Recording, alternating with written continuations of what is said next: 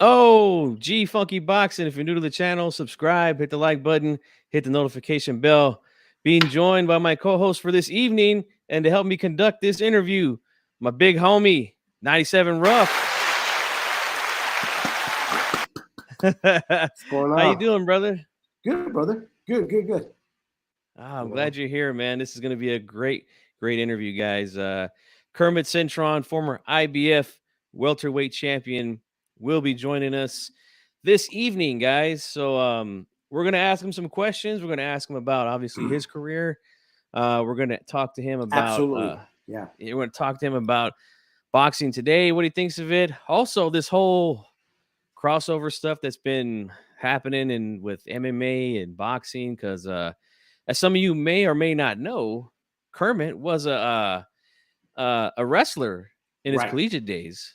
So he made the Yeah. transition from amateur wrestling to professional boxing and became a world champion on the at welterweight. So we're hmm definitely going to talk to him about that. And we finally got the press conference for Tyson Fury versus Francis Ngannou today. And wow, what a freak show that was, right? Did you watch that? I did not watch it. I seen clips Mhm. here and there on social media, and that's about it. I watched a little bit of it, and you know what? I was just like, you know what? So I'm not a big like WWE fan, right? But dude, you would think that they would take a page from that. You know what I mean? Like, just take that to hype everything up. You know, when I watched like The Rock talk shit about, Hulk Hogan or anybody else, it was entertaining. Like, you just kind of like got submerged with it. You know what I mean? Like, oh shit, Right. this is funny. This is fun and funny at the same time. But they just don't know how to. They don't know how to pull it off. You know? Yeah, it seems like Fury's the only guy that's kind of cooperating in that area. But yeah, it takes two to kind of get it Right. done, and we're not seeing that from Ngannou. My man, round one is here. Thanks for joining us, man. My man is always punctual. He's always here on time. I appreciate that. Um, but yeah, that's the thing, man. Fury, we know he's a promoter's wet dream at this point. I mean, the guy, you put a mic in his face, he's going to say some stuff to get people either mad, excited, or whatever it may be. Yeah. So it's going to take yeah, it takes two to get this thing done. So we'll see what happens. It got a little over a month before this event happens, and it's actually going to be a real fight, Dave. That's what they're saying. It's going to be a real Let's boxing hope. match. Let's hope it's going to be a real boxing match. I know he's got his thing going on what Netflix and all that, which I started watching. It's pretty good. Yeah. It's not that bad, but but let's see. Yeah, I've watched a little bit of. I think I watched the first 4 episodes. I want to say of. Four shit. I only got to two. So what'd you think? It's a little different than most reality shows, I'd say. Kind of to see Fury go through his. He's a shitty dad, dude. Yeah, going through his with his mental illness stuff, his bipolar and depression. Yeah, come on, man. Yeah, his wife, she has to put up with that, and it's very difficult, man. Anybody that knows someone that has those kind of issues and Right. has even lived with someone like that, yeah, it's But not easy, in man. his case though, like everything has to be catered to the guy.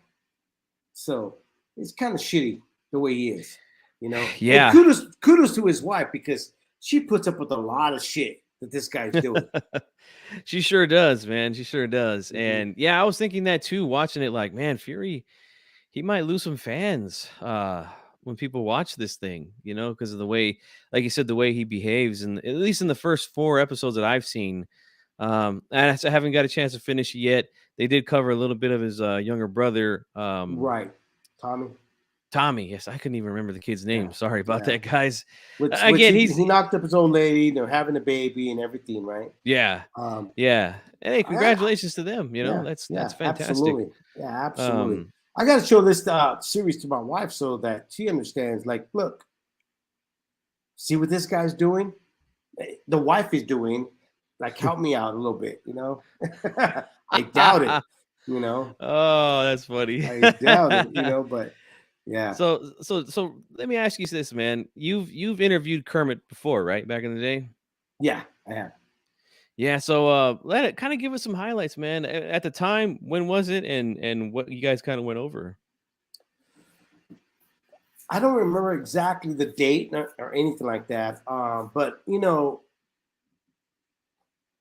we've had our moments when we were talking about like the Paul Williams, or even when he fought like Sergio Martinez. But I'll tell you this right now about Kermit. Kermit is one of those guys, like he's just open and he's very honest about his feelings. Like he doesn't hold back at all, you know. But I've had Ronnie Shields too at the same time when that happened, and Ronnie the same way. But you know, Kermit's like a really good dude. You know, I've never understood the hate for him, like what fans have had towards him.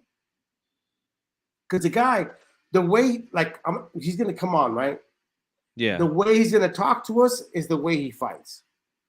Yeah. You know? That's a good way to put it. And I know you've interviewed tons and tons of fighters. So Oh, asking you yeah. to go back and, talk about one of them is like, yeah, you're going to have to dig Yeah. into the files. But yeah, I look forward. I've never spoken with Kermit. So Right.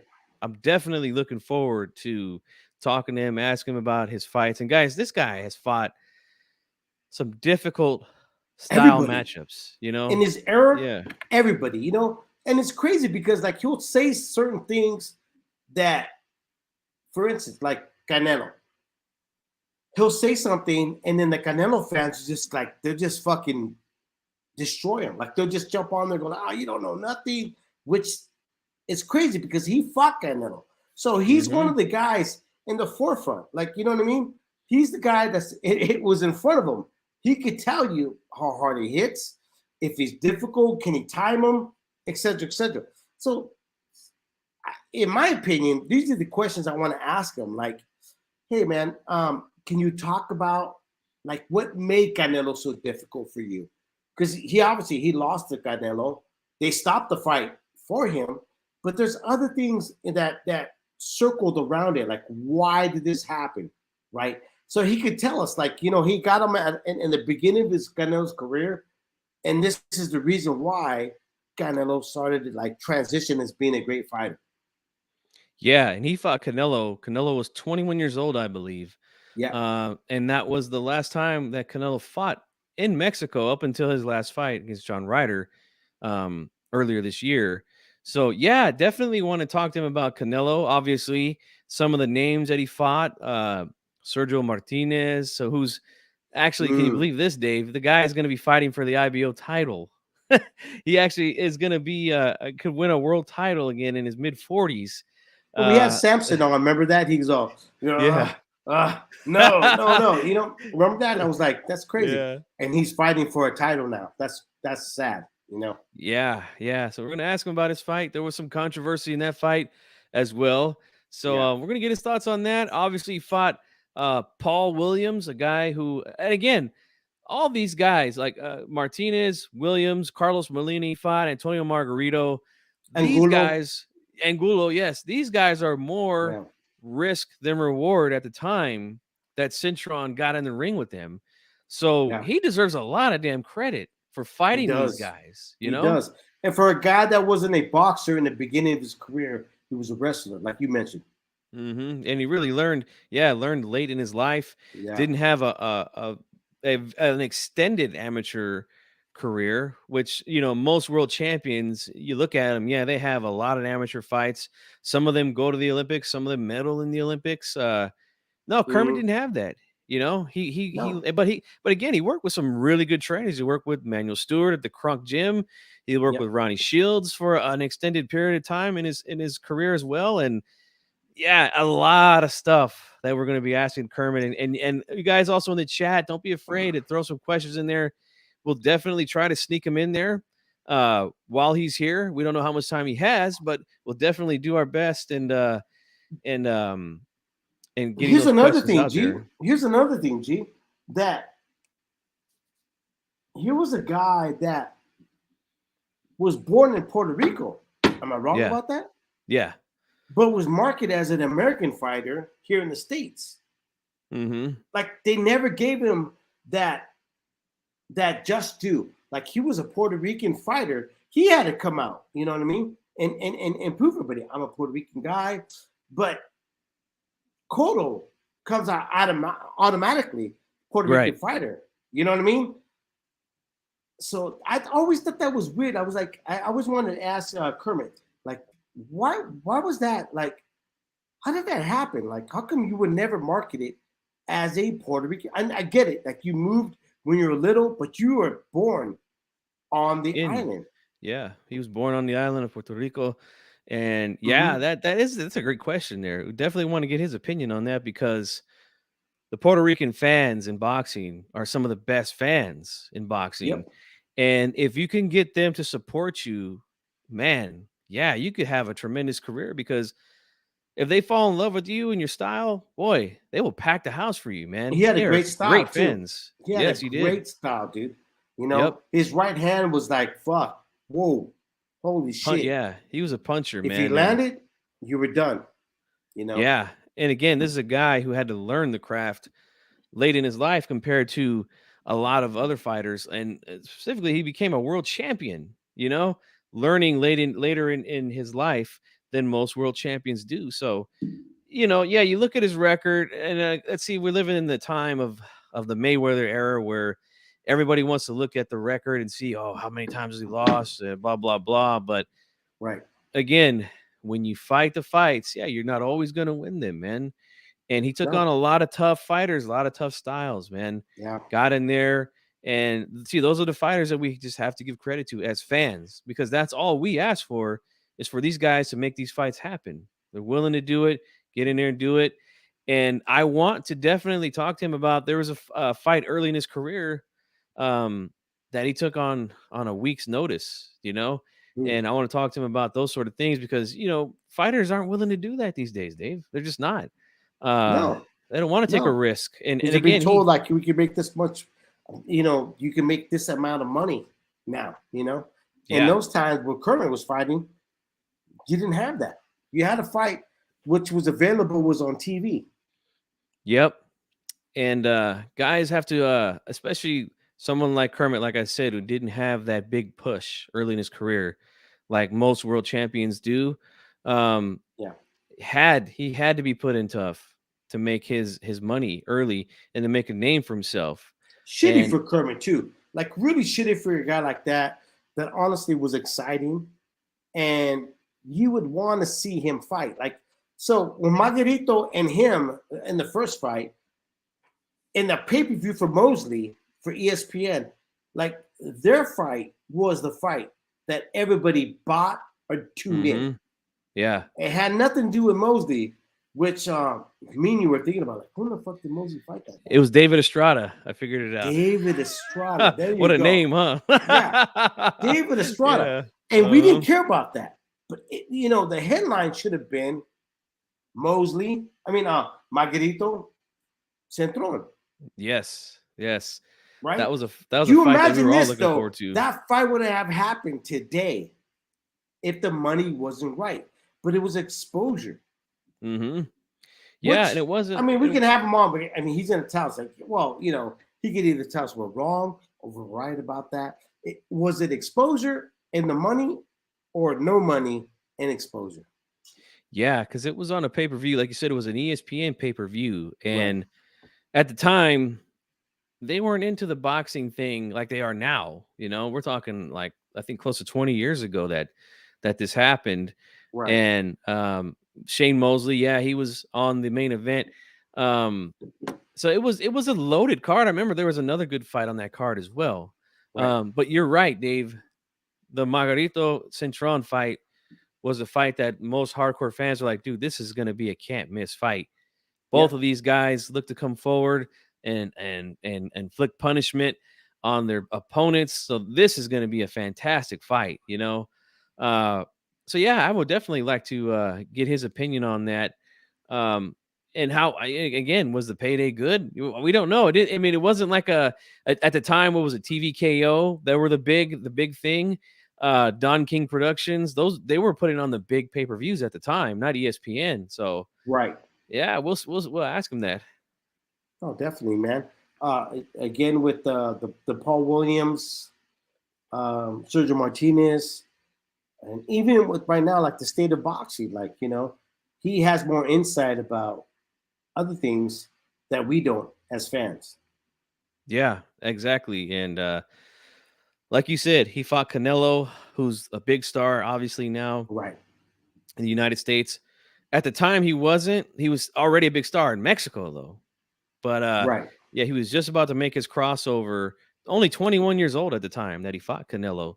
Um, so I'm definitely going to get his thoughts on that and how he thinks his fight with Jermel Charlo is going to happen. And we're less than a month away from that, man. Just a couple weeks from that. Are you excited for that fight, Dave? I am. I am. You know, I'm excited to hope. Like I don't understand why fight fans are so upset about this whole year. Like we've had some great fucking fights happen this whole Yeah. year. Yeah, it's been fantastic. Yeah, like I'm getting tired about all the fights that were happening. You know what I mean?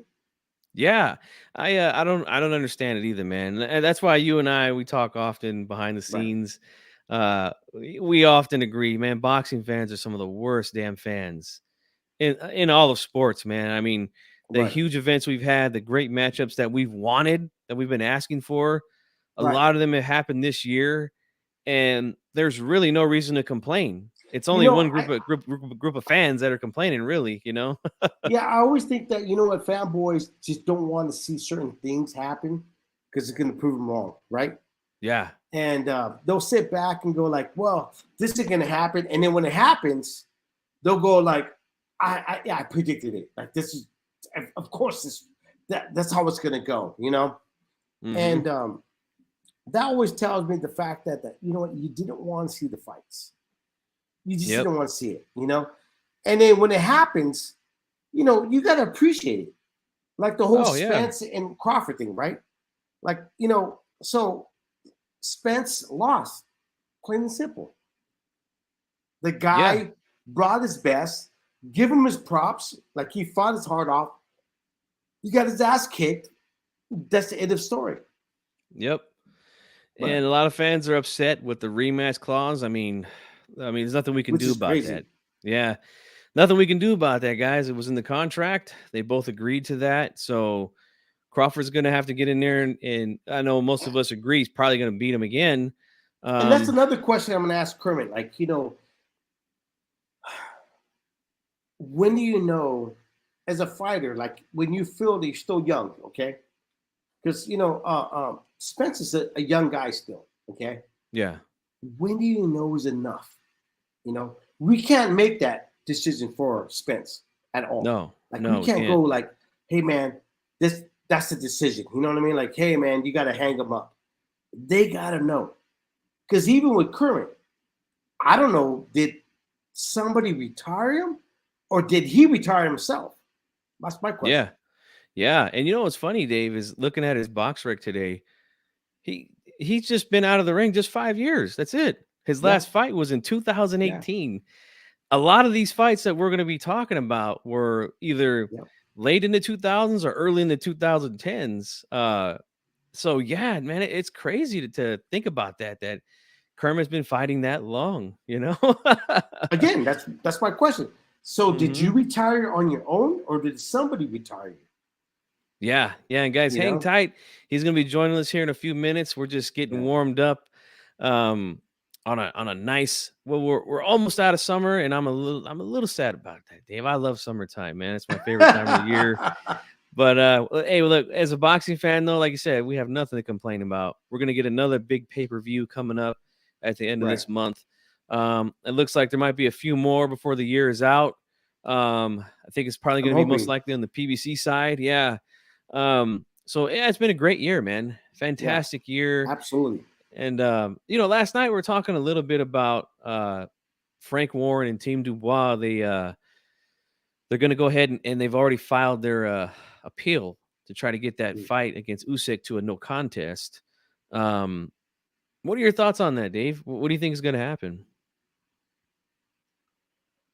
Uh, I don't know. Hey, whatever happens, it happens. You know, honestly, I'm.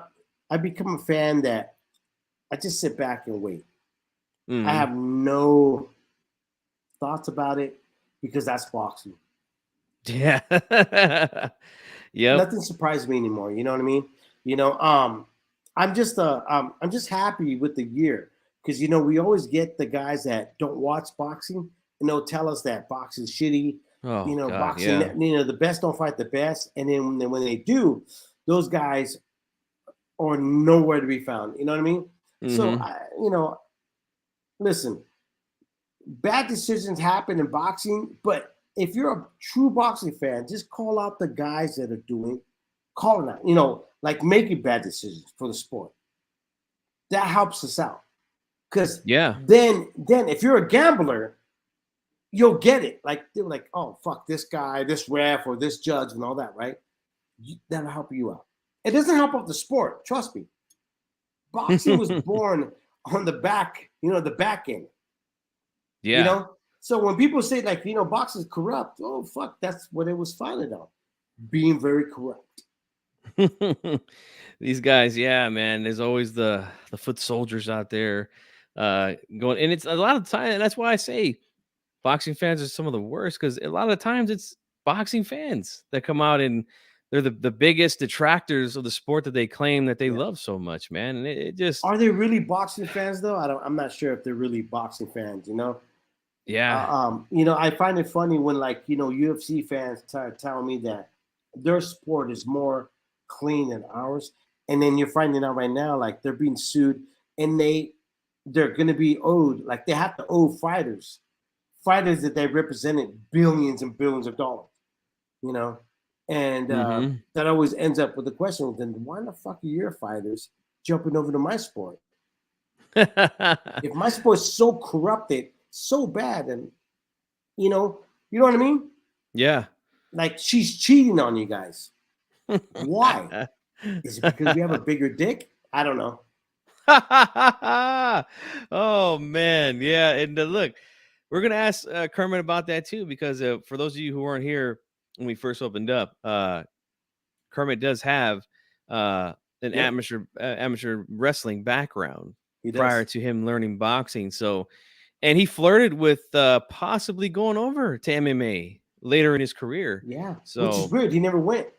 yeah.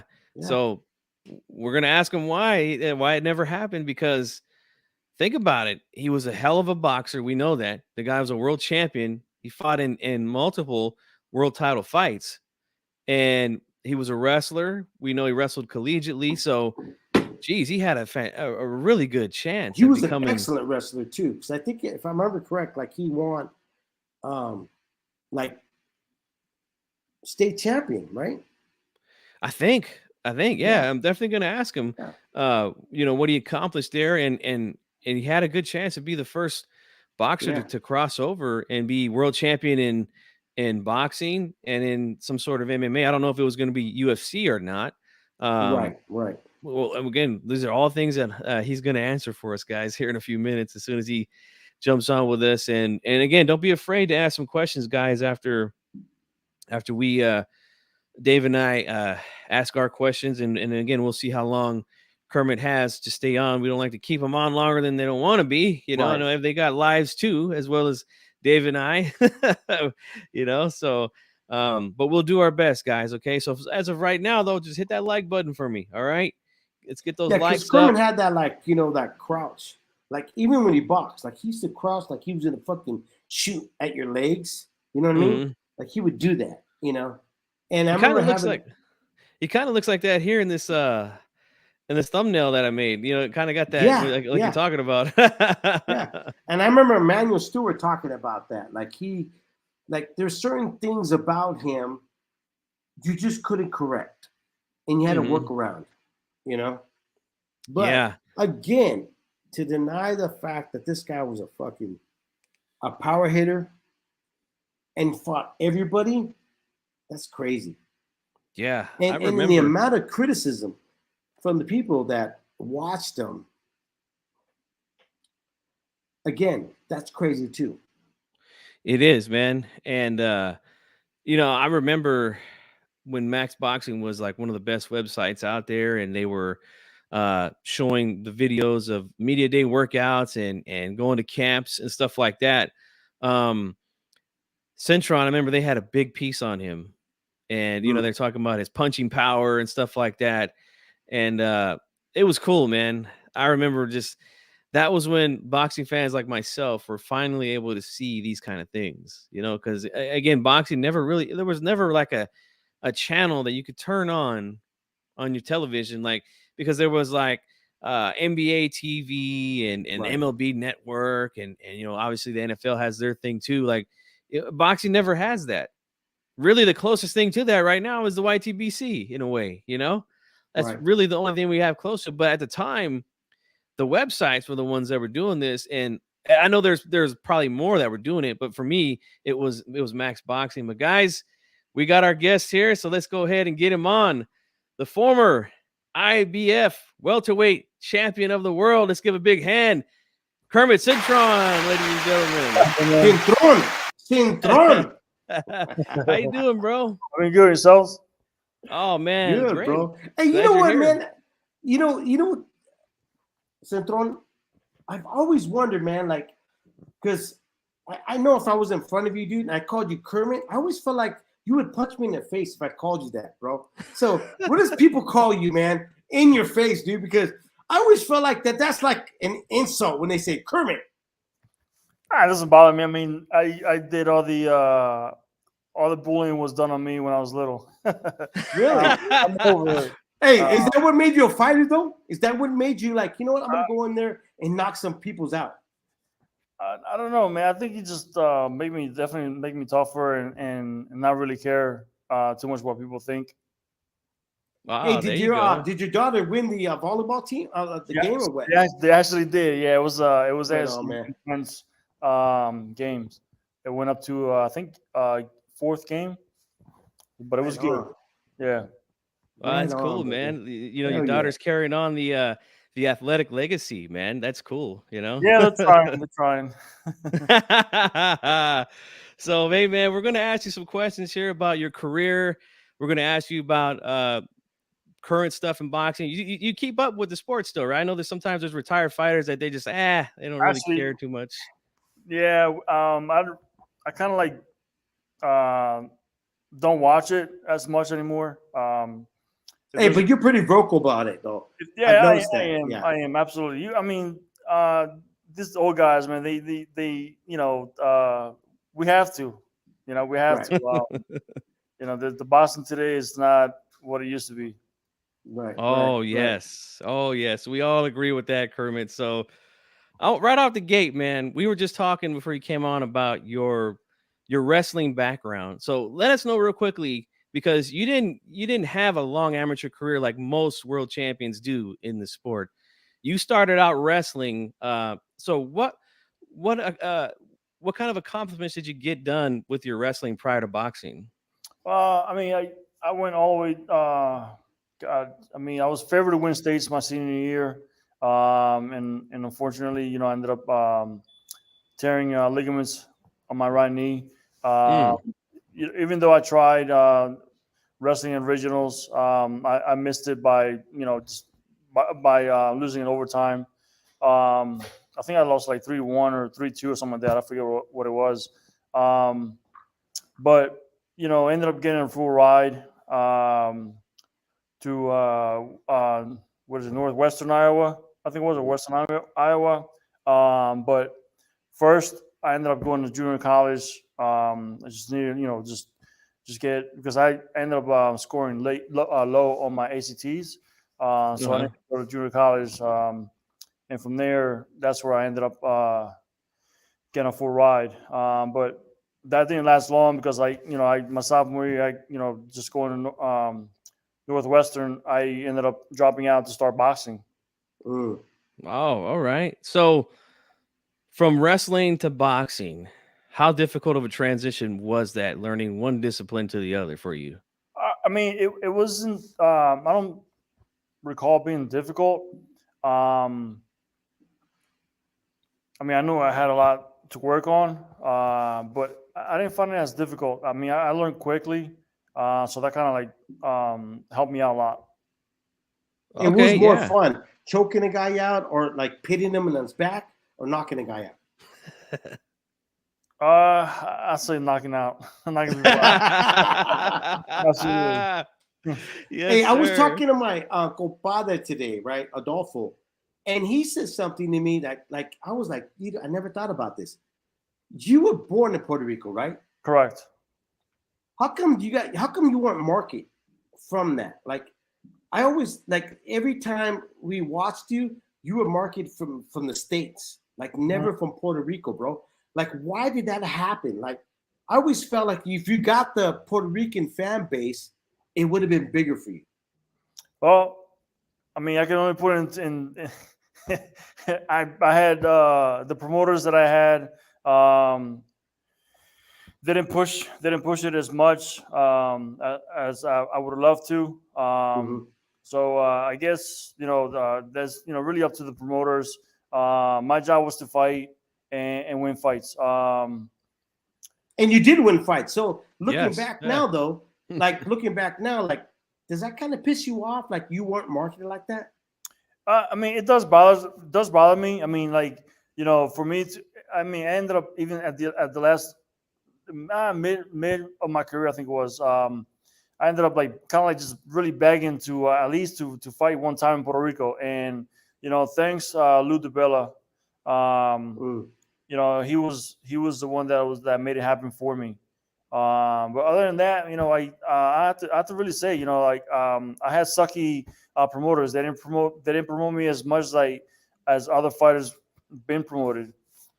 Yeah, and that's big, man, because like my co-host just said, the Puerto Rican fan base is one of the best in boxing, and if they had kind of pushed that on them, I'm sure they would have got right behind you, man, because you had a fan-friendly style, you had power, you were knocking people out, you became a world champion. Yeah, it could have really been You something, think man. you think it had a lot to do with the fact that you spoke like really good English and not an accent that's not believable? I mean, it could have been a little bit of everything. Just living in the States. Um, you know, my Spanish is not as great as Right. once was, but I still represented Puerto Rico. I still have my trunks. I color my hair with Puerto Rican flag. Right. I carry I remember that. I carry Yeah. Puerto Rico. So like, but it is what it is. My career at the end of the day, my career was okay. It was average. It wasn't to me wasn't the greatest. But And once I retire, kind of like accept the situation of what happened in my career, and you move on from it. because the only reason I'm bringing this up, because even my compadre brought it up. Like, dude, you should be considered as one of the great Puerto Rican fighters of our era. Yeah, but I'm not. Right. Yeah. So You're considered like an American fighter, which is kind of shitty, bro. Like that's bullshit. I totally agree with you. I think I think I could have been a bigger name if I was promoted correctly. Mhm. A lot of times, when I fought, people don't realize, I fought guys in their prime. Yes. I didn't Absolutely. fight guys that were like, on their way out. I didn't fight Shane Mosley, or I didn't fight Vargas. Those guys were on the way out. Canelo fought me when I was on my way out. Catch me if he would have Right. called me. If he would have called me, those guys would have called me. At my prime, it would have been a different story. But it's boxing. Boxing is a very, very. That's actually a fight that we want to talk about with Canelo. but Yeah. going back about that, what you're saying right now, like, one of the fights I always anticipated to see you get involved in, but didn't happen because I thought they were protecting the guy, was Cotto. Like, there was a point that I thought, shit, this is the fight that's going to determine who owns Puerto Rico between you and Cotto, and it didn't happen. It didn't happen. It was supposed to happen. But like I said, my promoter is kind of like just.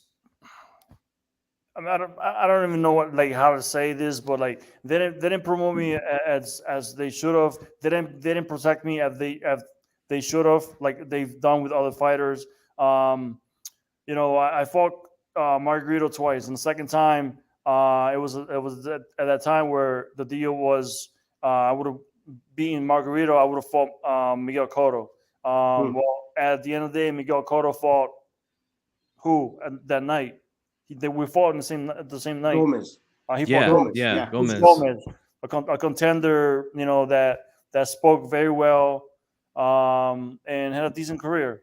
Right. But it was no killer. No. Right. I fought let's say Fernando Angulo. It was talked that I was going to get the Mayweather fight.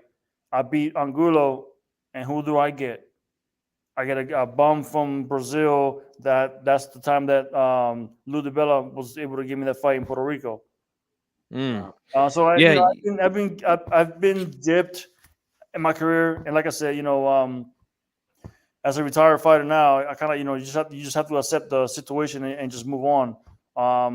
But I feel that yes, I could have had a better career if my promoters really looked out for me.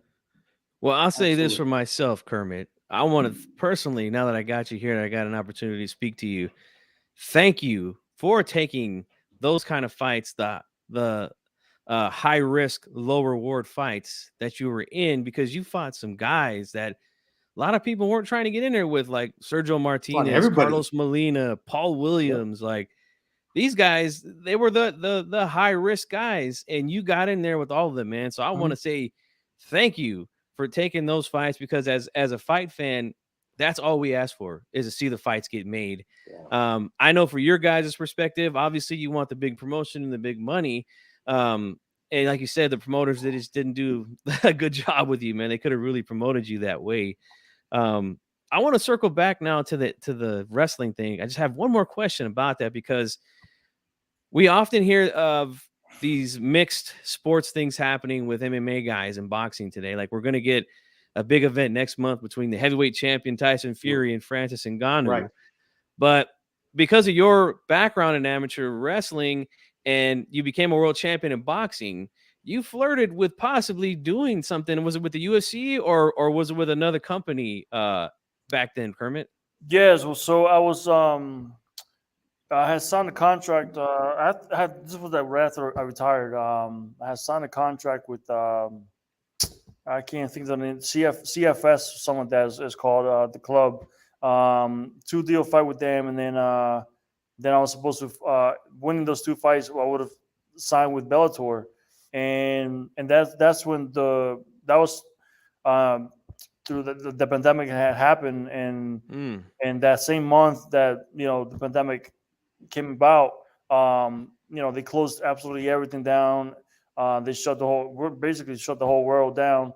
And I was supposed to fight the end of that March, and never did. So I put so much work into it that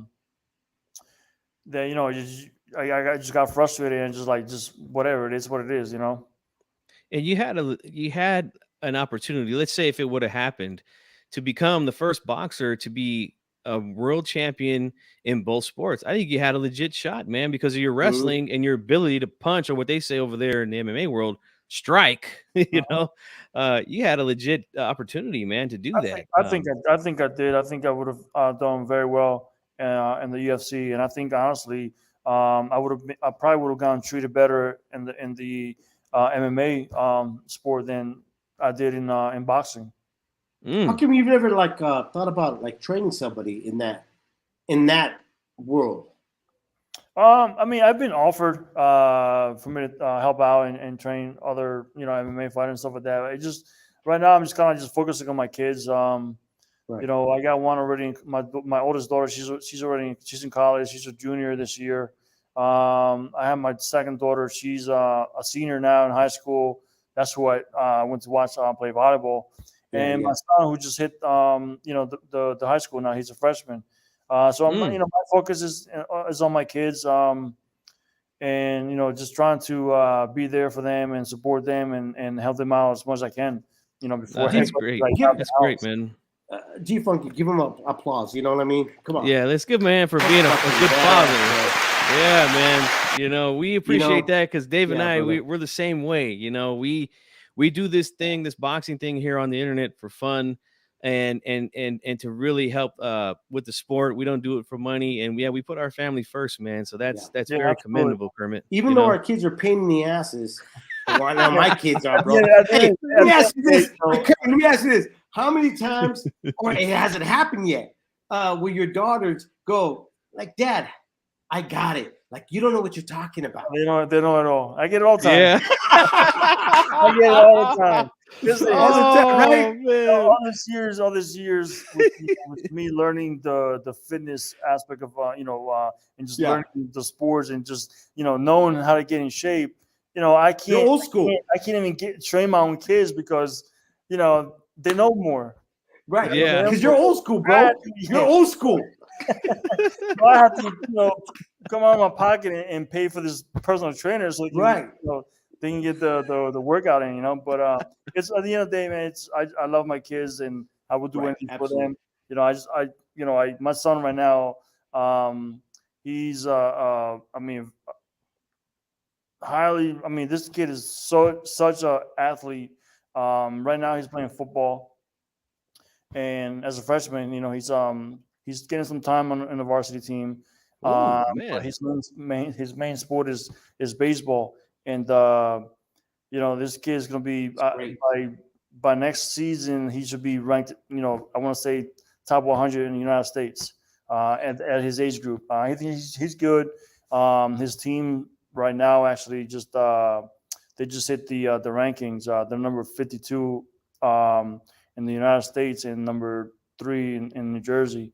Wow. So like I said, I'm always pushing my kids the right directions and making sure they got absolutely everything they need. For whatever sports they're playing that season. So like I said, I want my kids to be as good as me, if not better. Well, it sounds like they're on their way, man. You're doing a fantastic job. Yeah. I want to ask you this question, man, and I want you to explain to us something because, I was looking back on your career, doing some research on this interview. You fought in your 13th fight of your career. You fought someone named Omar Davila, and you took that fight on 1 week's notice, and you fought the guy in his hometown. You end up beating him, I think, knocking him out in 2 rounds. But let us know why you. Round, right? I'm sorry.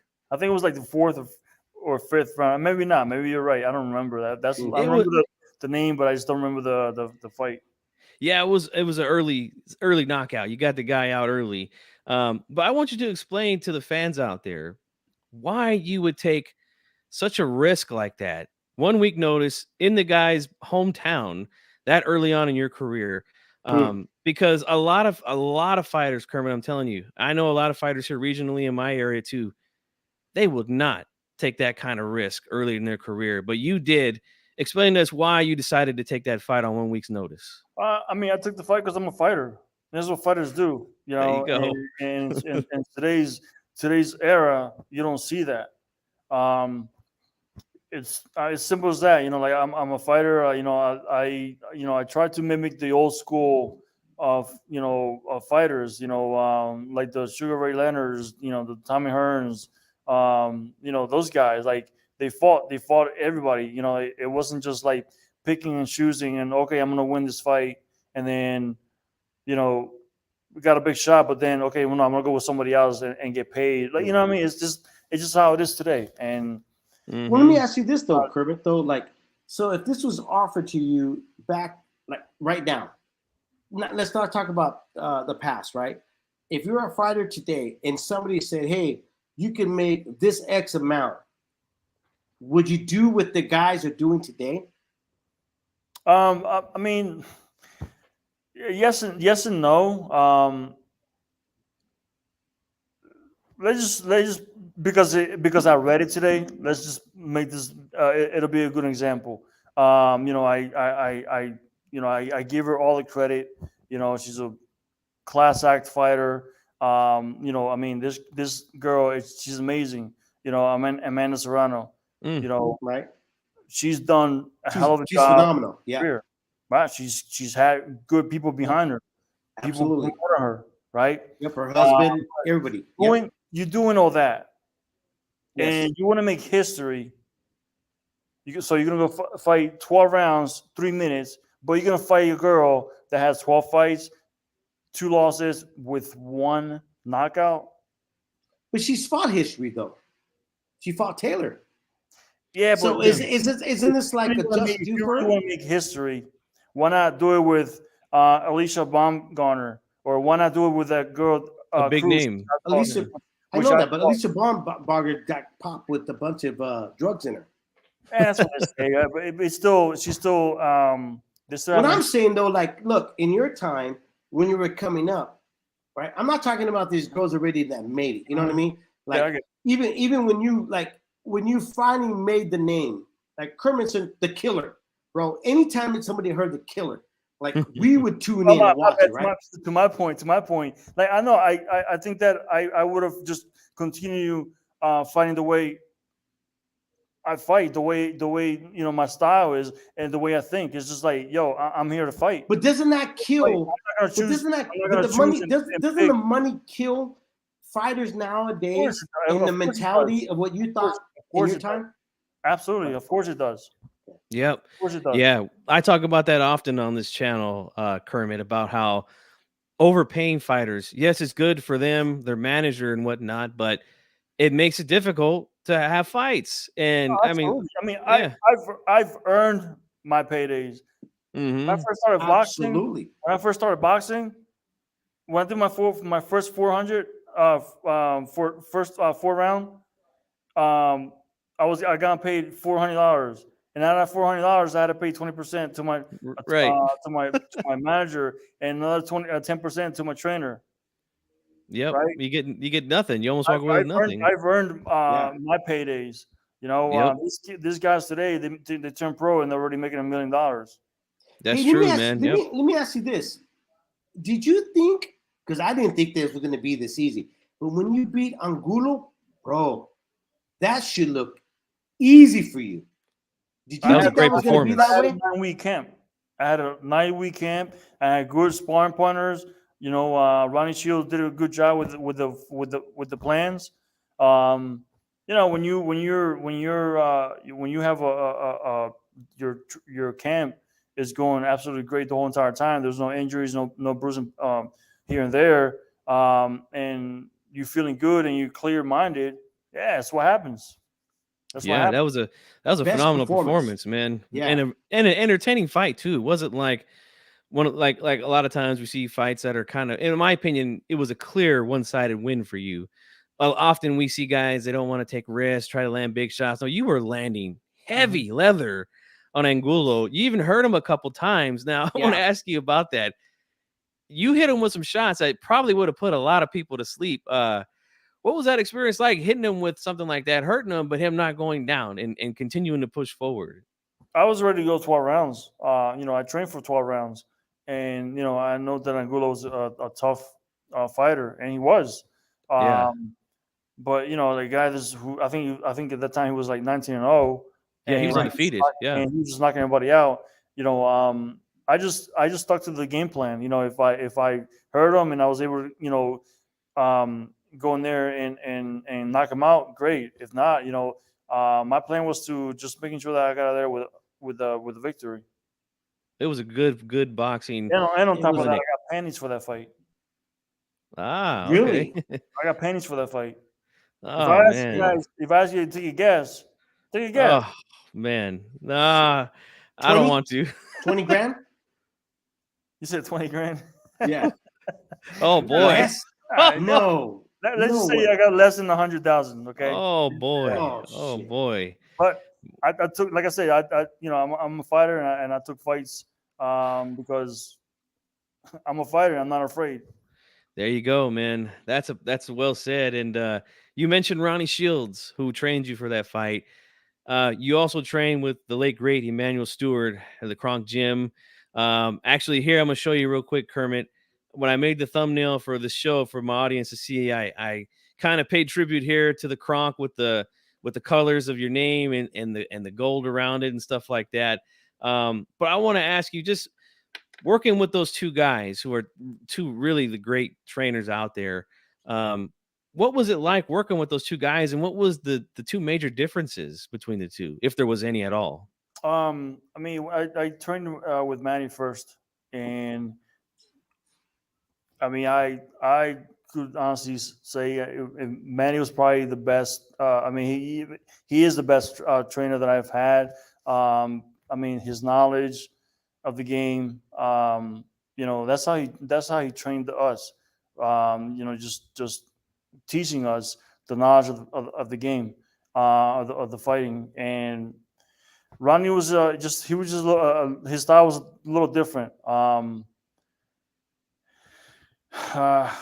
mean, if I was to choose, who was the better trainer, I'll say Emmanuel. But Emmanuel was the one that also recommended me to go with Ronnie Shields when. Really?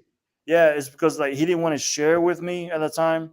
But all he said to me was like, I need to step away from training you at this moment because like there's things going on right now, and I'm busy. That's how he said it to me. But once I started listening and hearing and reading, especially with Vladimir Klitschko, that he was sick, and Vladimir Klitschko was kind of like deny it on social media, and that I knew then is why I understand why Manny told me to go ahead and go about with Ronnie Shields, and it all worked out. It all worked out. It just I just think that at the end of the day, my career, if my promoters would have done their job correctly and matched me how promoters match fighters now, it would have. I mean, it would have been a different story. Absolutely. I Yeah. remember having my trainer. I cannot blame my trainers. My trainers did a hell of a job. right. Yes. Because Yes. Emmanuel one time told me, he's like, this guy can play any sport and he'd be great at it. And there was truth to that, because when we watch you, like, there were certain things that could have been corrected. Like, for one, like, you had a habit of hunching over. Like, you always like eliminated your height. Right.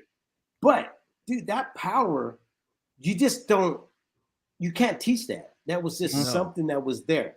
And to get to the point where you were at in your career, nobody gets to that point at all without having some athleticism.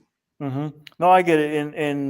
And people don't realize, that when you're wrestling, since I was in 5th grade all the way to college, my sophomore year in college, that's a long, long time. So my stance was always, bending forward. That's how a wrestler wrestled.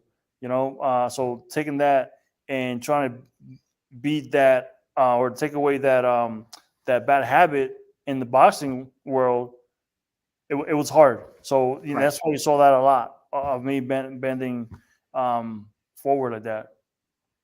So here's my question for you. What is the misconception that most fans have about you? Because I see a lot of fans, when you say something on the internet, they attack you. Oh yeah. I mean, listen. At the end of the day, I don't sugarcoat shit. I love that. I'm gonna say how it is, and if you don't like it, oh well. You of course you're gonna attack me, of course. But even if I was, even if I was the greatest in boxing today, I still be getting hate. Mayweather still getting hate. Mayweather still getting hate. But what's the misconception though about you? Like what do you think that fans don't get about your career and what you've done in your career, where they kind of like label you on something that it's not true? Yeah, I don't know. Maybe they lost a lot of money. I don't know. I don't know. That's great. I just, at the end of the day, I don't hate on nobody. I don't wish anybody bad. Like I said, I'm just a straight up forward person. I'm gonna tell you how it is. my wife, and when she hears me speaking to others, and I'm just I'm just gonna lay it out there. She kind of like just gives me that face, but that's just who I am. Right. Yeah, That's just that's who I am. great. That's the best way to be, man. I mean, yeah, some people might not like it at the moment, but for me, it's always the best, man. Like you said, don't sugarcoat shit, you know? Absolutely, man. Absolutely. Yeah. So I want to ask you about a fighter that you had. Again, another high risk, low reward fight that you had against Sergio Maravilla Martinez. But before I ask you about your fight with him, he's actually gonna have a fight coming up. He's in his mid 40s, I believe. He's gonna have a chance to become the IBO champion. What do you think of that, Kermit? Listen, good for him. Good for him. As you can see, he still looks in great shape. Right. The guy never stops working out. Training. Yeah. And he in his head, he still thinks he can do it. And I mean, maybe who knows? I know ever since he's gotten that surgery on his knee. I think it was his knee. He's had a bad knee. Yeah, his Right, knee. right. Yeah. And he's been unstoppable ever since. I mean, kudos to him. I'm glad that he's out there and busting on the younger guys. We asked You know, his man, own. all I wish class, he would bro. have called me for a rematch, but that Yeah. never happened.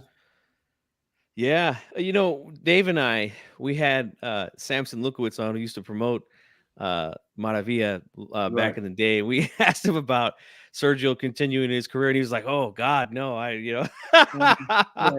He didn't want him to get hurt, And yeah, it's a young man's sport, But you're right. Credit to him; he's been in phenomenal shape, and he's got an opportunity to get an IBO title. So we'll see what happens. But I But mean, at the end of the day, I mean, like I don't know. I don't know if he's with any promoters or He's not. on his own promotional. Yeah, he's He open does one. his own. Yeah, he does his so own promotional He's stuff. fighting Right. guys that they're not killers, Yeah. but they're gonna push them. And there's Yeah. the guys that he feels like he can beat. So it's not really gonna be fighting somebody that's gonna be going in there and taking his head off. Yeah. Right. And So guys, you all before my boy G Funk asked you the next question about that fight.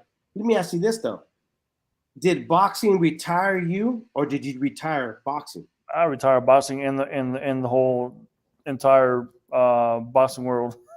Great. Yeah, we were talking about that before you came on, and again, looking at your box rec in research for this interview, you retired not that long ago, just 2018. That's just 5 years ago. So yeah, man, and you don't look like a lot of fighters who've had such a long career where they could, you could really hear their speeches change, and they don't look the same anymore.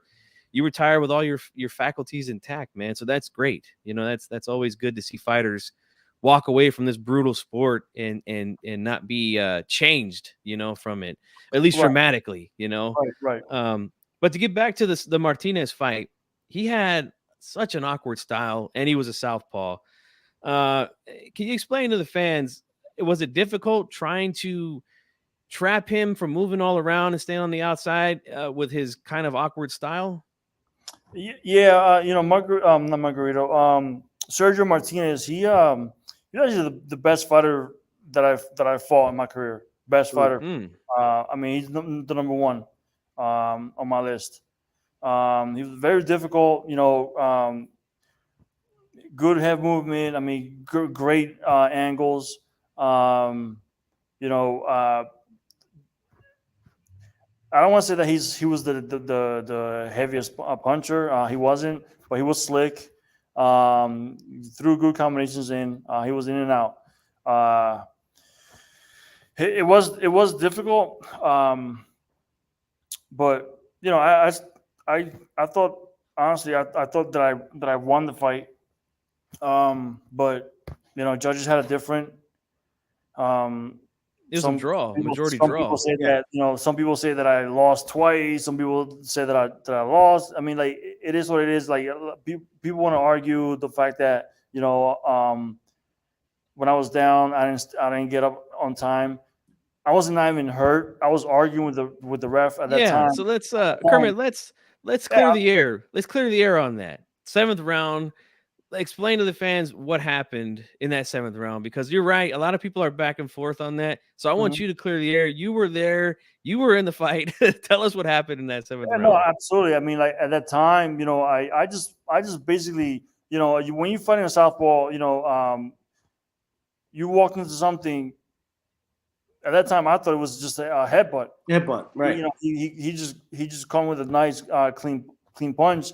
Once I saw the fight, I said, "Oh Jesus, he did call. He called me with a good shot." You know, but was I hurt? Where like, you know, I didn't know where I was, or I couldn't, you know, stand up, whatever. No, I was too busy arguing with the ref, arguing with him that I got hit with a headbutt. Should have it been stopped if the shoe was on the other foot? Should the fight have been stopped? Like if you landed that shot? I think that the ref made the right decision and allowed it to continue. There was no reason. I mean, like if I'm arguing with the ref, he knows I'm arguing with the ref, and he knows, you know, we were going back and forth. I mean, you know, when it did happen, right? So when it did happen, though, when you thought it was a headbutt, when you watched it later, did you go like, "Oh shit, it was a shot"? It was a shot, absolutely. Just like that. Yeah, absolutely. And I went on social media and I did. He come with a good shot. It was a clean shot. Right. You know, but was I hurt? No, I was not hurt. I mean, again, I was, you know, too busy arguing with the ref. When I heard him count on 8, I started standing up. I think it was like around 4 or 5 when he was counting. Then you were like, he headbutted me. So yeah, you're right. Mm-hmm. You were clear. You know, you took a knee, but you were clear. Yeah, I was clear-minded. I know where I was at. You know, I was not hurt at all. Yeah. I'm glad you said that, Kermit, because that's something that, again, I was young when that fight. I'm a lot younger than I am now. And that's something I always wanted. If I ever had a chance to talk to him, I would definitely want to ask him about that. Yeah, man. Thanks for clearing that up for us. And I want to talk about Paul Williams, but you want anything else you want to ask in the meantime, Dave? No, you know what, man? You know, like I told you before, like I've had Kermit on before. You know, he's very honest, like straightforward and stuff like that. Yeah, he is. Hey, Kermit, let's be honest though, that fight was boring, dude. That fight, like you guys were like taking your time and what you're gonna do. And I think that's why a lot of fans were like, okay, let's pick at this one. And I'm glad that you said what you had to say, because there's a lot of truth to what you were saying, you know? Yeah, no, I mean, you know, the fight wasn't as explosive as I wanted to be, but you know, keep in mind, you guys respected each other way too much. He knew me. He knew my power. Right. You know, he knew how strong I was. I mean, so yeah, he fought his fight. I fought my fight. I was just trying to, you know, land the bigger shots. Do you think you gave him too much respect, like the way you did with Canelo? I don't. Those two fights, man. There was like a point where I was sitting down watching it. Like when I did watch it live, I sat there and I go like, "Come on, what are you doing, man? Like, jump on the guy." They're like playing with you, like they're just like relaxed. I think it was more the fact that I was picking my shots, and he wasn't, and because, you know, he was being a smart fighter, he kept himself on the outside and you know, moving in and out and giving me different angles, so it made it a little difficult for me. But you know, I thought I picked it up in the later rounds. Right. You know, even though the fight was very, very technical in the beginning, I felt like I've won rounds in the early rounds as well. Yeah, and on the judges' scorecards, more importantly than anything, because the fight was a majority draw. One judge had him winning, I think, 8 rounds before. If you take that knockdown away, I win the fight. That's one point that they took away from me. I would have won the fight. Yeah. No, it was a bad clash of styles, in my opinion.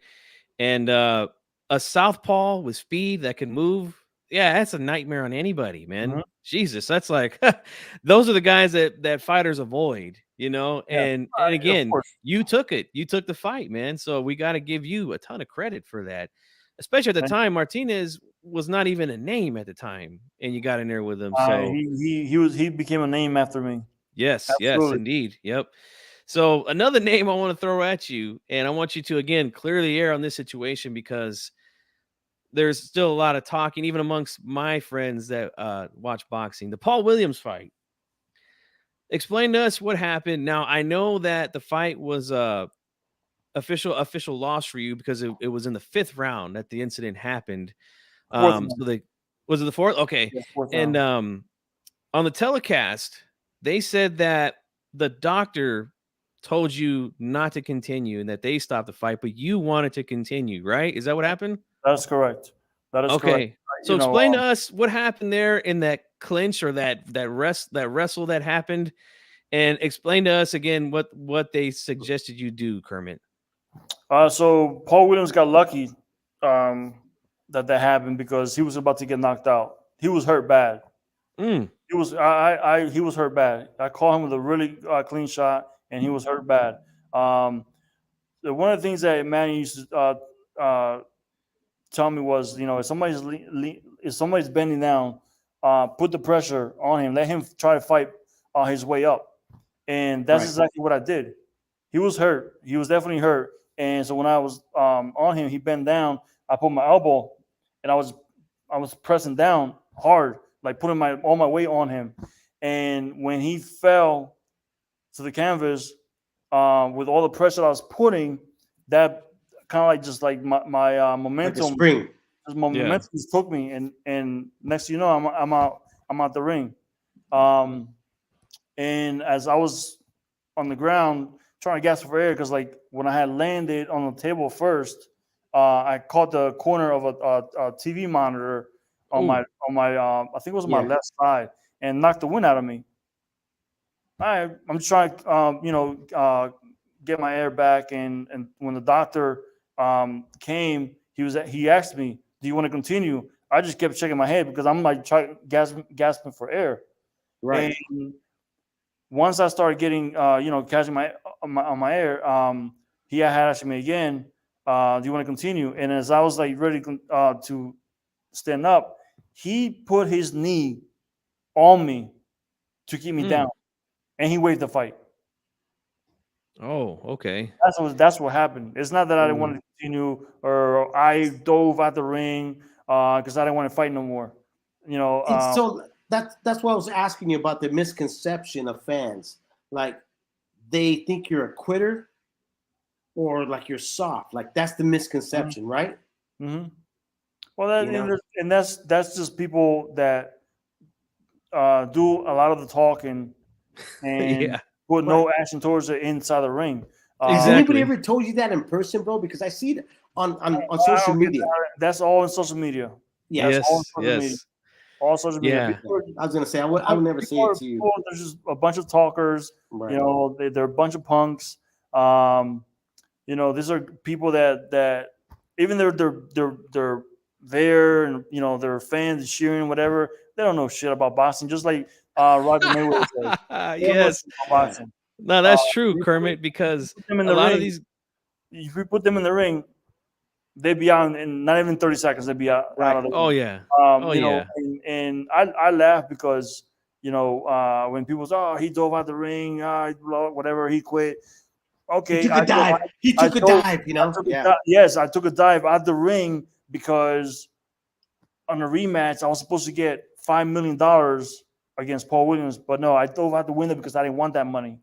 A bunch of idiots. Yeah, and Kermit, I often preach this here on my channel as well. Like, fighters are a special kind of person. It takes a lot of balls to do this for a living. They don't understand that. They really don't understand that. And if they want to talk trash to fighters and say that they're scared, blah, blah, blah, yet these guys act like they would never turn a fight down, and they've never been punched in the face a day in their life, Hey, G-Funky, though, because I here's my thing, though. I want to ask Kermit about this, because when he flew out the ring, I thought I heard him say "wepa." Oh boy. I was like, yeah. Yep. Here goes the $5 million that was supposed to get paid. Right. I want that money, right? Yeah. Oh boy. It is, Yeah. man. But yeah, that's what's like. Crazy, bro. That's what happened. What's been a bigger accomplishment for you, like a tougher accomplishment? Being a fighter or raising your girls? The fighting is that's easy. I mean, I've been married for 20 years. I've been with my wife for 20 years. Yeah, 21 years. That's tough right there. Hey, congratulations, man. Yeah. Yeah. And for all the bullshit that she had to go through with my Absolutely. boxing career, and for her to Yep. still stand right here with me, Absolutely. I mean, that's by far, that's probably like that's probably the biggest fight. It's tougher, definitely tougher than the fighting game. Absolutely. She's saying wepa. Ooh, yeah. When she sees I'm in trouble, she goes wepa, and I got That's beautiful. No, And absolutely, congratulations, man. Over 20 years of marriage. Yeah. I've been married 12. I know Dave is around the same, right? 25. 20? 25 yeah. years. So 25 years. Yeah. woo, man. I know. Yeah. I know. No, what I that's agree, like, bro. man. it gets better. It's tough. It gets better. You know, kids, raising them and putting them to the school. They're still going. My kids are still going to school. So, being part of their lives is tough. The kid, all three of my kids are good kids. Not the ones that are out and about. Trying to sneak out or they're good kids, and it's because of my wife. Her teaching them and speaking to them properly and just showing respect. So thanks to her, because most of the time I was like out and about, with my training and stuff like that. Yeah. She did most of the work. So you never That's took them great. out to the garage and show them the heavy bag and go, you know what? If you don't listen to me, like I said, they're just good kids. I've tried, getting my kids to the gym and just to do the boxing workout, and they love it. But that's the extent of it. Now with my boy, he wants no part. Really? Well, I pulled gloves. How old is he? And he's 15 now. Oh wow. Yeah. Well, Kermit, I'll tell I'm you this. glad. I didn't want him boxing anyways. I'll tell you this, Kermit. Being that you were a former world champion in boxing, that wait till your dad comes home hits a little bit different when you see your dad whipping ass on TV, So Yeah. I want to ask you one more. Hey, thing I would have been a about graduate. I would have been a graduate. Oh yeah. I want to ask you one more thing about your career and who you fought, and then we'll ask you a little something about current times. But I got to ask you, since I have you here, I got to ask you about Canelo, who is right now the big guy, the big name in boxing. He's got a fight coming up against another undisputed champion in Jermell Charlo in a couple of weeks. But I want to talk about your fight with him. Now, you fought him in Mexico when he was 21 years old. That was the last time he fought in Mexico since his last fight earlier this year against John Ryder. Now, he was already a big star in Mexico, and he wasn't a big star in the U.S. yet, but he went on to be. But I want to know your assessment of him at that time, fighting him. What would you say you would grade his performance on as far as like skill wise and stuff like that? I mean, I watched him when he fought Cotto's brother. He's definitely very skillful, fast. Got through great combinations, and his punches, he put them together nicely. But I had no chance in Mexico. Even if I would have won clearly a decision, I was not going to get that. And if I did win a decision, I was not coming home. That's how I felt in Mexico. I mean, like when I was down there for the week and a half, because I only took that fight. I think it was less than 3 weeks, to be honest with you. Oh wow, I didn't know that. It wasn't much time at all. But like every time I wanted to, so I stayed next to the U.S. embassy. The hotel was right next to the U.S. embassy, And every time I wanted to go out, you know, like a 7-Eleven, just to go grab some snacks or whatever, I had to call the embassy. Troopers had to come out and escort me. You know, troopers had to escort me drive to the gym, which was like, you know, a 15-minute drive really was a 40 because of the traffic. So there was always troopers around me. So like, you know, I didn't feel comfortable at all being there. But Wow. you know, it was a fight that, why not? It's for a world title. You're fighting an up and comer. You know, it was an HBO fight, and why not? You know, like I said, I'm a fighter. Especially, you know, if you get the opportunity to fight for another world title, why not? Why not take it? Damn. So But saying that you had all, you felt it wasn't a winnable fight though, Nah, regardless. it wasn't a fight, no matter what. I mean, like my mind was already out the door from boxing, and that was I think that was in what, 2011 when it happened. I think it was. yeah, I don't remember, but So let me ask you this, like, because I've always told this to like my kids that box. If you go into a sparring match already thinking you're gonna do terrible, you're gonna do terrible. you're gonna That's what you win in. How you practice, how you gonna perform. Right. yeah, And that's how you win in, right? Absolutely. Well, yeah. you got 3 weeks notice to fight an up and comer in Canelo and fighting him in his hometown. Yeah, I mean, it is what it is. I definitely was not expecting to win that fight. So it's fair to say that you just went in for the money then, right? You can say that. It wasn't even great money either, but you can say that. Right. But I mean, Yeah. there's no shame about it. I mean, hey man, I gotta No. make a living. Yeah. I gotta make money. This is what I do for a living, right? Right. Mhm. I just took it more for the opportunity and Right. for another world title. Really, I mean, Absolutely. and the money wasn't even that great. Right. You know, when you say how you fucking handle, oh man, how many millions did you get? I got 0 millions. They just like, Right. Yeah. Yep.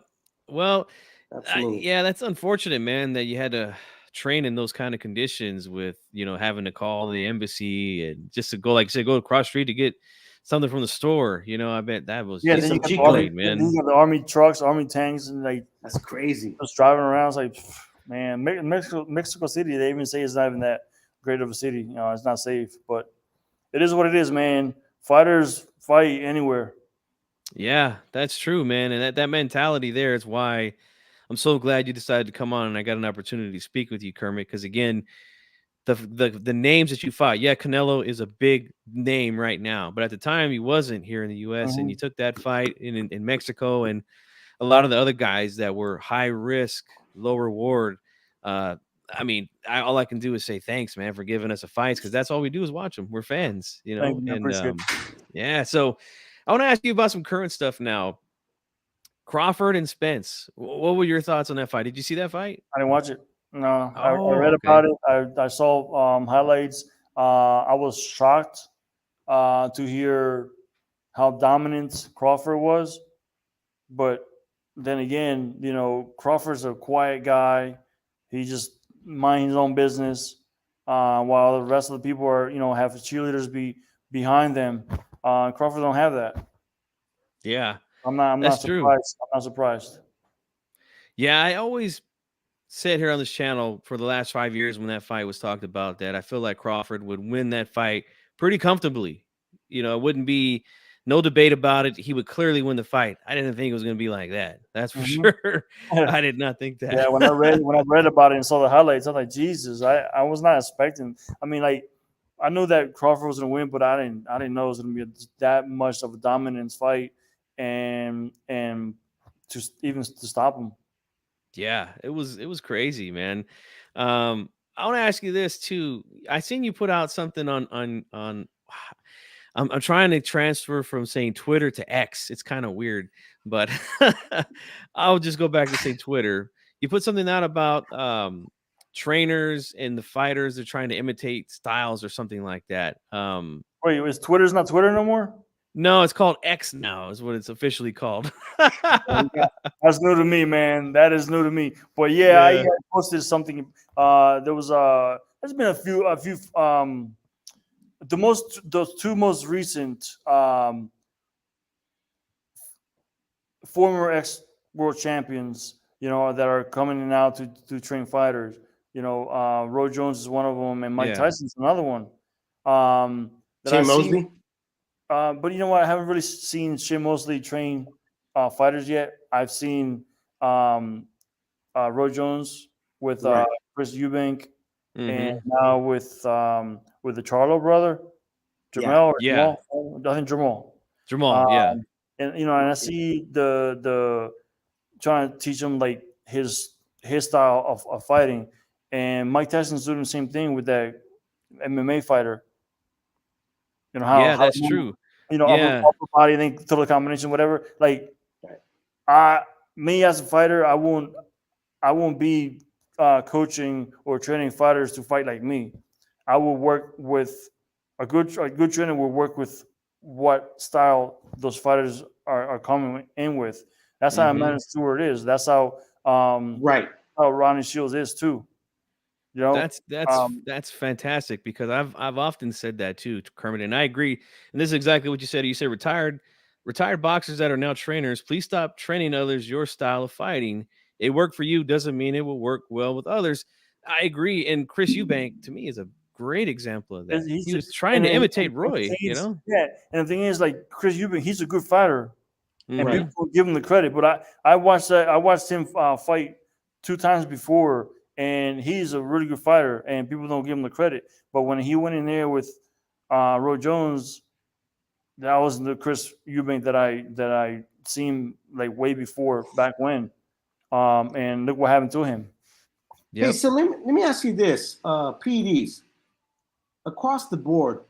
If a fighter's taking it, should we make it legal for everybody to take it, so it makes it an even playing field ground for everybody?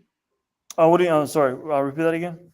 With PEDs, should we make it legal so it's an even playing field ground for everyone? It shouldn't be. I mean, that's you cheating. It doesn't matter if both fighters are coming in with the same stuff in their system. Like, it's still cheating. I mean, it's Mhm. why is banned. It's not legal. So you're with VADA, right? Like VADA saying, like, hey, we should all drug test every fighter. At the end of the day, how much VADA is really doing? VADA is only Mm. going. VADA is only catching the people that they assume are taking. Assume or catching. No, I think that, I mean, they assume, but they catch them. You know. Right. Yeah, we're gonna have Margaret Goodman on, who is the head over there at VADA next week. And yeah, we're definitely gonna ask some questions about that too. But yeah, it seems to be running wild these days. And I know Mhm. you say you don't keep up with current boxing too much, but yeah, we've had about I think 4 different fighters in like the last month Yeah. test Yeah. positive for something, whether it be a banned substance or a Mhm. performance enhancing It's drug. just something, yeah. I mean, like, I get it. Like, you know, athletes do take all kinds of different vitamins and whatnot, and you know, there's athletes out there that the trainers or their you know their personal trainers are telling them, hey, take this, take this. They're not even reading what's in the in those products, you know, Yeah. supplements. And you do take them. I mean, you go and get tested. It's like, oh, I don't take this, right? But if you don't know, but your personal trainer knows exactly what's going into your system. Mm. So that's why when I had my trainer, Joe Pastore, he always made sure that if I was taking the supplements, he would read that, he would show me what's in that and whatnot. And you know, the supplements do work. You don't have to go over the top to cheat. Right. In order Right. for that to work. You know, I mean, at the end of the day, you got to work hard, train hard. Right. Right. Yeah. If you're low in iron, I mean, if you're low in iron, you're gonna take supplements that are low in iron, Mhm. right? And stuff. No, that's great to hear that. Not a lot of trainers and not a lot of other folks in the boxing business understand that. I've interviewed tons of guys that go, hey, I've had strength and conditioning coaches come in, through the door, and they lay out a shitload of pills, and I just am trusting them because that's their business. Right. In reality, it's not their business. Mm-hmm. Right. Yep, that's unfortunate, man. And yeah, strength and conditioning coaches, yeah, ever since they've become a thing, Yeah. we've seen more and more of this stuff happen. I know Manny Stewart didn't like them at all. Actually, So, Manny had uh, Lennox Lewis's best friend. He was a personal trainer, and he was always in the training camps, training us and helping us out. It's not like Manny was against it. Manny, I think, but he knew it was going in his fight. yeah, and he told us that. He didn't like he's the cook for everybody, right? He didn't like too much of the lifting weights. Yeah. I know a lot of old school trainers don't like the weightlifting with boxers. Yeah, that's what I was taught too in the gyms here in my city. That a lot of the guys that have been training for years are like, oh, we don't like our guys lifting weights, but some do. I think to an extent, you should, because that's just new. That's just this new generation. That's new, scientific. It does work. It's way back then. They didn't have the scientific, 100%. But now with all the everything they can get your hands on nowadays. Yep, it's crazy. It's a crazy world out there, man. But Kermit, man, the only thing that we're missing is the just that one pill where like, oh yeah, they just drink it and you be in shape for, I mean, you don't have to do any workouts and all that. That's what they're missing. Yeah, hey, and that's what they were missing. Hey, Kermit, that's what they were missing. But you can always tell them, but you're missing the Cintron power. Heck yeah, really, man. Well, Kermit, man, this has been great. I know you're over on the East Coast, right? So, we don't want to keep you too late. Yeah, you guys. I mean, you guys have more questions? We'll go right ahead, man. I mean, it's Fridays. Tomorrow's Friday. Yeah. No, I mean, I got everything that I wanted. And I know my partner Dave as well. So, like I said, man, we don't want to keep you on too long. We've been on an hour and a half, and but this has been great, man. I want to thank you for coming on, bro. Yeah, gotta bring you back on, and stuff, man. Hey, man, but kudos for you with your girls and all that, the volleyball team and everything, man. Thank you, phenomenal, man. bro. Thank you. It's always great. It's always phenomenal because fighters, they finish their career and they don't know where else to go. You did, You have your family, and as Latinos, bro, even though like Latino fighters, they end up like falling into like drinking and drugs. This is always a phenomenal story to hear that you, bro, didn't do that. You found something else. I didn't do that. And and 99% of that I gotta give to my wife because she kept me in that straight line, stay focused. Absolutely. Even today, she still pushes me. Even my kids are pushing me now. Just to continue, moving forward. Always trying to find ideas to do things. And with businesses and whatnot. What was I gonna go? If she's up at 4:30, I'm up at 5. So yeah, same for me. I'm up before the only thing I'm pissed about is I never got to see you fight Cotto, bro. Hey man, listen, I wanted that fight. That fight was supposed to happen twice. Hey man, when I lost to that bum, Carlos Molina, just the last one. Oh man, Carlos Molina. Horrible style. He was a sparring partner of mine, and I lost to him. And that I was getting that was a setup to fight Manny Pacquiao, and I lost. I lost that bum. So that was like one of my, definitely one of my lowest, in my boxing career. But Miguel Cotto, I was supposed to fight him twice, and it didn't happen. The Shane Mosley and Mayweather when they fought, because Andre Berto dropped out. I was supposed to fight Mayweather. Really? So they pushed me to the side, and they ended up Shane Mosley ended up fighting Mayweather instead. But that's like that's just a lot of that stuff is just it's your managers and your promoters fault, from that happening. So but at the end of the day, I'm the fighter. I'm the one in the ring, and I should be winning the fights.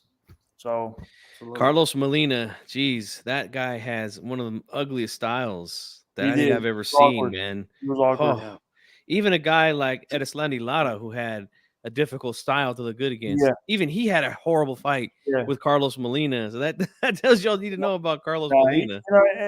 I didn't really throw punches, against Carlos Molina. I just kind of I was just out of it. I didn't even know what happened that night, but it is what it is, man. I just to this day, I still like when I see that name, I'm like, man, I lost to this bum, but he was a world champ. He became world champ. So yeah. Well, you know what? Something else just clicked in my head while we still got you. Yeah. Now, the first time you fought Margarito, that was on an ESPN pay-per-view. Mhm. It was a loaded card, and Shane Mosley was the main event against David Estrada. No, I was he was a co-main event. Oh, okay, Yeah.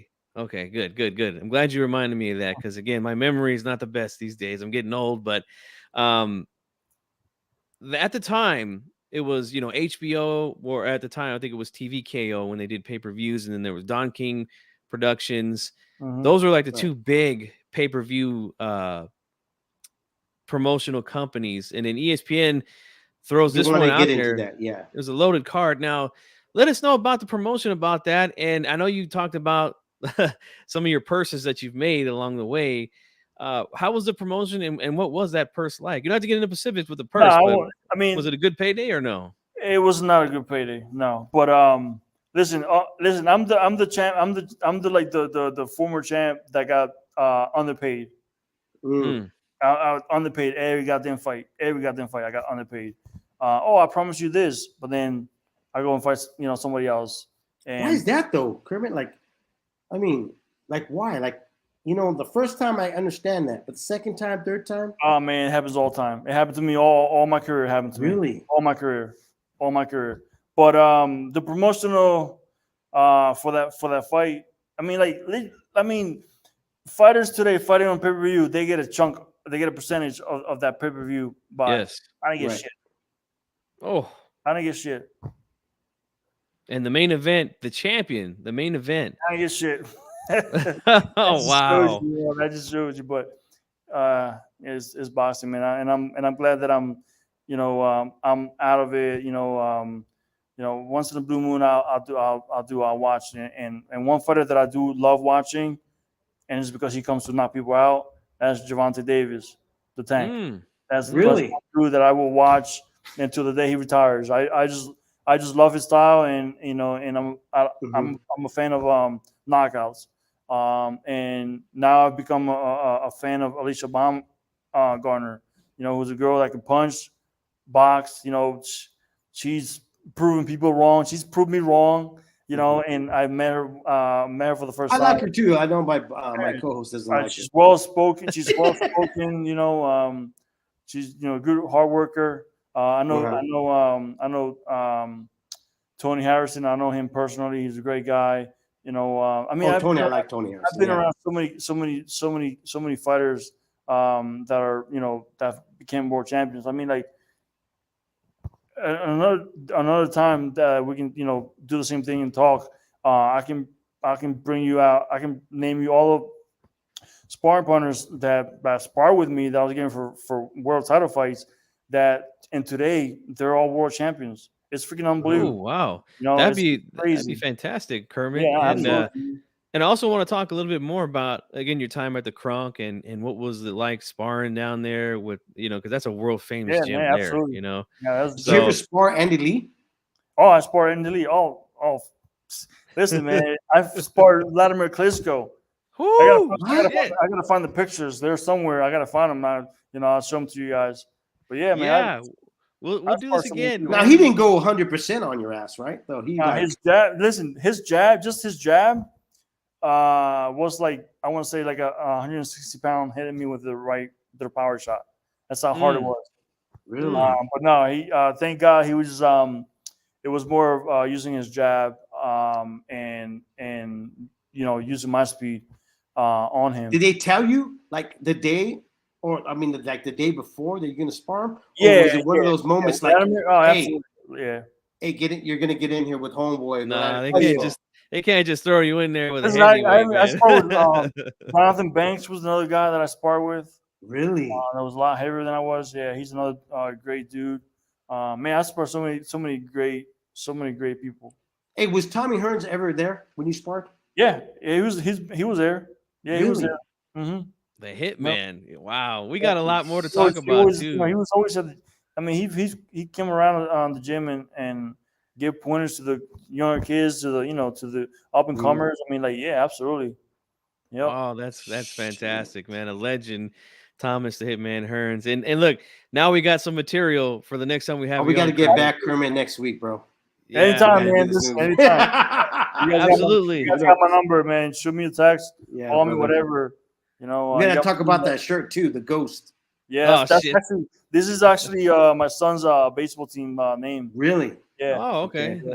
Nice. And Yeah. hey, man, sounds like you're doing a great job with the kids. They're Absolutely. one's in college, another one's involved in athletics, and that's always great, man. Because Mhm. kids could be getting involved in a lot of other things other than that, No, and listen, they're all my doing the kids right were- thing. all my kids were, very athletic. I mean, like my Yeah. oldest, she was in high school. She was a 4-state champ in swimming. Shit. Wow. Great, bro. It just, just unfortunately that she graduated the year that the pandemic, well, the year after that pandemic when everything was just crazy. Yep. So her freshman year in college, she didn't have that good college experience. She was always in her dorm because they were doing online classes, and then she would go practice for swimming and then go back to her dorm. Like that was it. You weren't allowed to do anything in campus. So her freshman was kind of like not that great. So she ended up giving up swimming. She was frustrated with it. So that kind of threw her off. But she's doing great now. She's every day she's in the gym working out. She's That's great. She's my wife's twin for sure. Always working out, always eating properly. Like That's fantastic, bro. my other two kids, they eventually will get it. Yeah. Yeah. Hey, let me ask you They're this. hard, Let me ask you this. If we could work something out with fund wise, like money wise, to get one of your haters to step in the ring with you, would you kick the shit out of him, bro? Listen, I would go in the ring with him just like I did with my a few of my buddies. Let's go in the ring. We'll spar 1 or 2 rounds, but I won't hit you. Oh. And listen, one of my friends, he just dropped to his knee because he just couldn't, he was so intense, and he tired himself out so much that his legs started giving out under him and stuff like that. It was so Hey, you funny. better wear that shirt, the ghost, bro. If you're gonna do that, you better wear that shirt, the ghost. Bring somebody in. Oh, Absolutely. dude, that would be Absolutely, great. brother. That'd be Hell great. yeah. Well, hey, Kermit, this has been fantastic, man. Thank you for coming on. We appreciate Guys, you thanks so sharing, much for having me, man. sharing your Appreciate time, it. and You're the best, bro. we're gonna get you on again, man, because we want to hear more about those wars down at the Kronk and everything, good. man. That's fantastic. yeah. So let's Sounds good. give Kermit a hand. All All right. guys. Thank you, brother. We'll be in Everyone. contact. All right. Have You're a the good man, night. brother. Thank you, man, for coming All on. right. Appreciate it. Oh, that was fantastic, man. That was great. And yeah, Oh. definitely look forward to having him on again real soon, man. So Dave, any parting shots you got for the audience here tonight, man? God, dude, we stayed on a lot longer than we normally do. Yeah. I was thinking like an hour and stuff like that, but Kermit, man, just showed that he's an open book. I always feel bad, dude, calling him Kermit. Like I feel like he's gonna fucking knock me out, like punch me in the face, So, right? Oh, Cintron. And you know what? Like I told you off the air, he is really a guy that will answer anything. He takes punches in the ring, outside the ring, and phenomenal guest, man. Just proved it again. A phenomenal guest. That was a great interview and a great time. And again, like you said, when the time goes by so fast, that's how you know you got a good interview going, man. So You do. And Thanks for I kept looking at that clock and I was like, holy shit, we're still on. Like, you know, and he was still willing to be on with us and talk more boxing. That's a sign that he had a great time with us. Yes, indeed. So I want to thank our guest of the night, Kermit Cintron, the former IBF welterweight champion of the world. And of course, thank my co-host for the night, 97 Rough from Leave It in the Ring. Guys, give him a follow on Twitter. Where else are you? Instagram, TikTok, all that good stuff, right? Everything. That's right. So check my guy out. You can always find me here at G Funky's channel. Oh, yes, indeed, man. And I love having him on. It's always a great time. So for my co-host of the night, 97 Rough, this is G Funky Boxing. Thank you for watching, and we'll see you guys on the next one.